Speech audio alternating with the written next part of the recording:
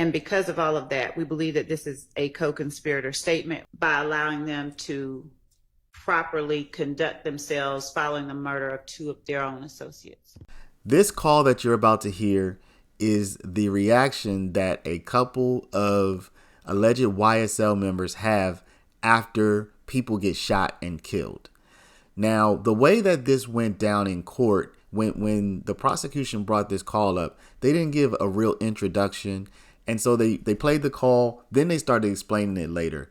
What I've done here is I've taken the explanation and I've changed the order of everything. So this is what happened in court, but I've changed the order around. Plus, they played the call twice, and you'll see at some point that the judge says, well, hey, if you had told me that, I would have listened for that during the call, so let's run it back. So I eliminated that second playing of the call as well. I did put the call kind of in the middle of the video because I know a lot of people, you're going to be waiting to hear it. So you're going to get an intro to the call. You're going to hear what led up to the call. You're going to hear the call, and then you're going to also hear the judge's ruling after argumentation. So again, it's not quite a long, slow burn, but it's going to take its time to develop. So sit back, relax. Don't forget to comment, like, and subscribe, and let's get into it.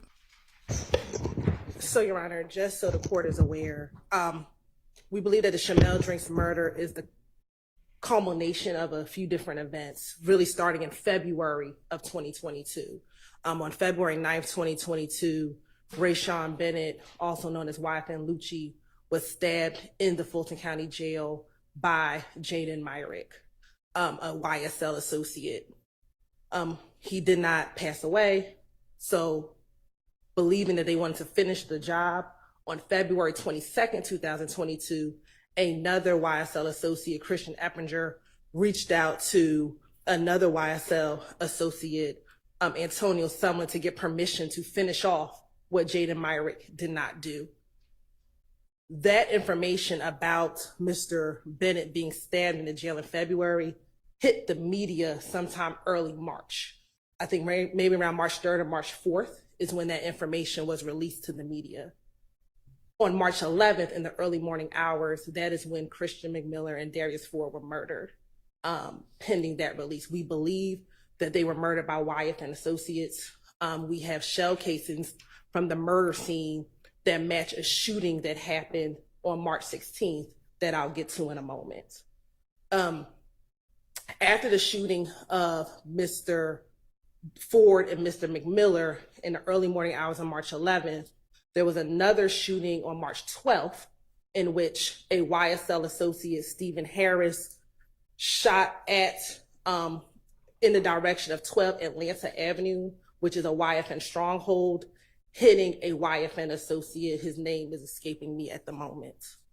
Following that, there is a call that the court will hear in a moment in which there's a shootout on Cleveland Avenue in which Demekion Garlington and I believe Mr. Stillwell are involved in a shootout on Cleveland Avenue. Following that, in the morning hours of, I believe it's the 13th of March, it might be in the early morning hours of the 12th of March, there is a drive-by shooting near 2830 Waters Road. This is what we believe is the trap house of Big Nick, who is, I think it's Nicholas Carter, forgive me on the last name, but he is a YSL associate. Following that shootout is when there's some social media postings, Your Honor, in which Shell Kel, who you've heard of, Kelvin Watts, repost a picture with Shamel Drinks, Kelvin Watts, and another individual that could have had some subliminal messaging that they were the persons responsible for killing Christian McMiller and Darius Ford a few days earlier. Those posts were posted around between the 12th and the 14th, Your Honor. Also, there were some other social media posts from YSL associates basically claiming they are not going to be the only ones crying tonight, things of that nature.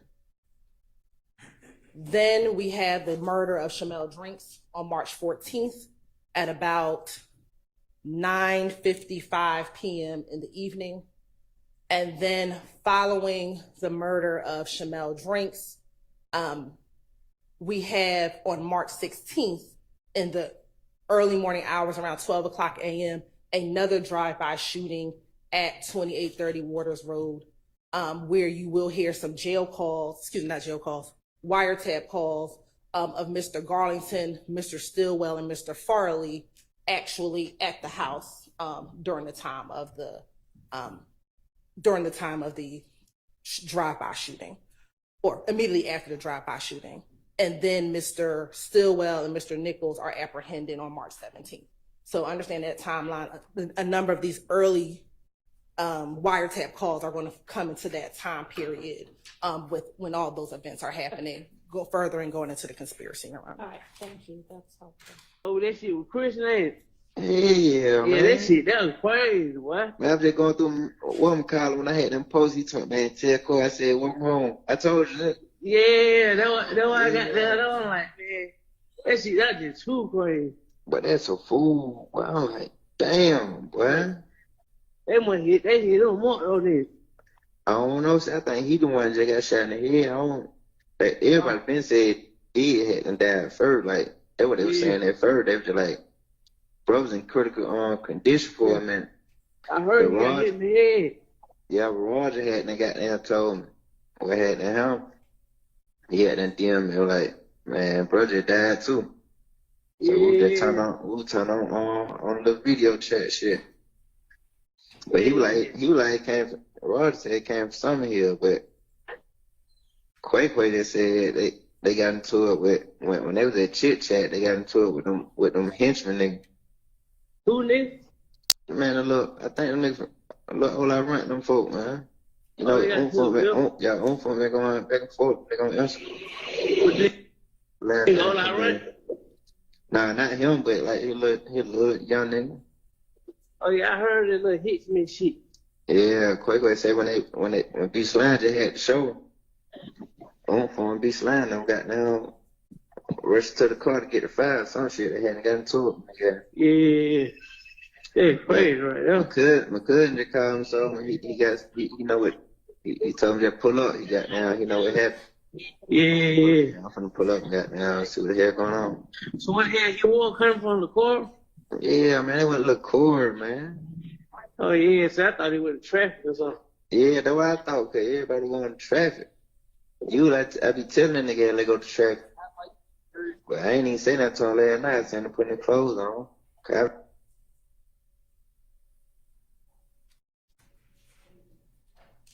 I lured his mom up by 5 in the morning. Yeah. Then like somebody got shot in the car. But they ain't really showing that. Yeah. I get on Instagram by 6, 7, I remember at 7, 8 of them something. I'm like, damn, that's what it was. Hey, yeah. Man, I ain't know, man, them folk blowing my phone up. You know what I'm saying? Them folks were on. Them folks, they ain't seen none of them niggas in the car. Nah, Like, man. Yeah, it was just them two, I think. I don't know. I ain't heard nothing, bro. I ain't called nobody. Man, that nigga running, man. What the hell wrong with this nigga, man? That nigga walk so goddamn fast. I ain't talking nobody but Ed B. Oh, Ed B. Yeah, you know he don't know. Yeah. Yeah. Well, Ed B just laying low. Nah, he with his folk. Okay. Yeah, the girl in charge is tripping, man. Called his phone, somebody. This ain't his number. Yeah. For real. Yeah, I Yeah, think it man. was. Yeah. Okay. And what the hell you finna do though? You got perk? Man, I ain't got nothing, bro. No weed, no perk, no nothing. Tay finna got down, nigga, 21 nigga, he finna got down. He said he just called his folk. He went on nothing hit back. Oh, okay. What that fuck we want for the week? No, you know, I got folk got down some 26. Yeah. Can't beat them right now. Yeah. This is YSL Associates getting one another informed so that YSL Associates can take necessary steps, we believe, to avenge what has happened. And I said big slime. I think that's B slime. And because of all of that, we believe that this is a co-conspirator statement, which furthers the interest of the conspiracy, that is YSL by allowing them to properly conduct themselves following the murder of two of their own associates. All right. Can I just ask for clarification on something, Your Honor? Okay, in Ms. Hilton's spreadsheet, it says time of statement 310 to 325, but then we just heard it. I'm just trying to know what the state's trying to admit. Is it that whole call? Is it just 310 to 325 and the whole call was played for context? I want to know what we're arguing over. It's 27 seconds to 3 minutes. I said 325, but it was more like 338 seconds. It's not all the way at the end where they're talking about the perks and the 12s and the 26s. Okay. So I don't know if you have in front of you what Ms. Hilton had provided earlier.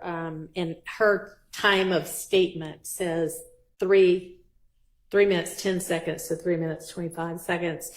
So just for clarification, will y'all be intending to play the entirety of what you played just now, 27 seconds to 3, whatever it is? Yes. 325 or so. So, okay. Okay, this is why we have guardrails on trials. The state just leaned over to talk to each other about who this could possibly be. They don't know how to say his name. They think it could be this person, and then they confidently declare he's an unindicted co-conspirator. They don't even know his name. This gentleman, whomever it is that Mr. Garland is talking about, we've never received a list of unindicted co-conspirators, and it's just... Okay, I suspect that's because if they knew their identity, they would be indicted co-conspirators. Do you know No, I know that there are some who they know the identity of, but do you know the identity of this person? Not with certainty. That's just what, when we asked the question, like, who do you think that this is? Investigator Vivarito said, I believe that is, and she gave us a name. Okay. But there was not a further investigation on the recipients or the callers that were captured in these calls. It's the context of the calls themselves that allow us to designate the nature of the call. Okay. well, okay. So that call, I don't know how anyone could determine that someone's an unindicted co-conspirator from the nature of that call. They're talking about past events. They're talking about gentlemen. It appears they're talking about gentlemen who were murdered earlier in that day. They're talking about past events. There's no, as far as I can tell, there's no planning. To the extent that they're saying, oh, well, it's co-conspirators keeping themselves apprised. I don't know how they can make that statement with such confidence without even knowing who the person is. And I'm aware, Your Honor, that the case law, that the declarant needs to be a co-conspirator, not necessarily the receiver. However, if you're going to make the argument it's to keep gang members or associates apprised, then yes, I believe that the receiver also needs to be part of the conspiracy. So I don't see how this furthers the conspiracy in any way. There doesn't seem to be a conspiracy. And I'll say one other thing that is going to be a common thread throughout these arguments. The alleged facts of the Shamal Drinks murder. There's video camera, and there's video camera that puts my client and a car that he's in, and allegedly Demikian Garlington's in that car, although he's never seen on any sort of video. That's the state's allegation. In a separate car is what appears to be Mr. Nichols and Mr. Farley in a car, and I think they're alleging Mr. Boyer is also in that car. They're on video at the gas station. By happenstance, Mr. Drinks pulls up to that gas station after they're already there. Now, let me be very clear. Mr. Stillwell did not commit this crime. However, I will say that Mr. Drinks was shot within minutes of him showing up at the gas station where these gentlemen already were. So by even the state's theory, there's no conspiracy to kill Mr. Drinks. It's sheer happenstance. And by the state's theory, which we are saying is not true, the decision to kill Mr. Drinks would have occurred within minutes of the death. Okay. So well, there's not, so it's all based on happenstance, a chance encounter according to the state's theory. There's no grand conspiracy here. the two aren't mutually exclusive in that there could be a conspiracy to kill people whenever you happen upon them. So, I mean, Okay, and you can make that argument, but they can certainly make the counter argument. Okay, and in that case, if that is a conspiracy to kill people, and again, we're just kind of assuming that there's no evidence of that, but nothing in this call furthers any such conspiracy. Well, honestly, it would have helped to have known what you said after the call, before the call, so that I know what I'm listening for. So I'm going to need to listen to the call again. All right. All right. Both of the speakers seem very familiar with who the people are, and it may not be, I'll give you, they don't seem to be plotting any retaliation in this call, but they do seem to be getting apprised of what's going on, and it'd be an all-out war and things like that. So I'm going to permit that under the co-conspirator exception. Can I, Judge, on behalf of Mr. Nichols, I'm going to join in to each of these, and I may have something additional. I do want to say that for all of these, I don't know whether the state has established that there was a conspiracy that existed, which is the first element of any admission of 801D2E purported statements. And I think what I heard in this, although a lot more was played than was in the spreadsheet, and I understand that may have just been a mistake, but I heard a lot of "I think" and "who is that?" And it sounds like I got that on Instagram.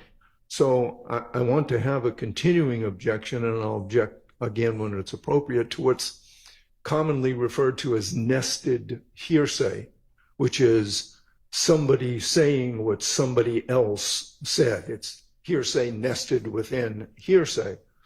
So I don't know whether, well, I don't agree, of course, with the court's ruling. I'll abide by it, but I think there's more to it than just they're telling them what's going on. I think they're telling them what they heard, what's on Instagram, and I want to make sure that this quay, somebody said quay, not qua, or qua, but quay, and I think the response was, "Who's that?" And then they talked a little bit about that. That is not Mr. Nichols. And if there is any dispute about that, we can go into that further. All right. Well, with regard to the nested hearsay objection, I don't think that what got posted on Instagram or anything like that that might be nested. It's only hearsay if it's being offered for the truth, and that type is not, I think, being offered the truth. Is that correct, Ms. Love? It's being offered to show that they are trying to keep apprised of the latest that's going down between these rivaling factions. So overruled.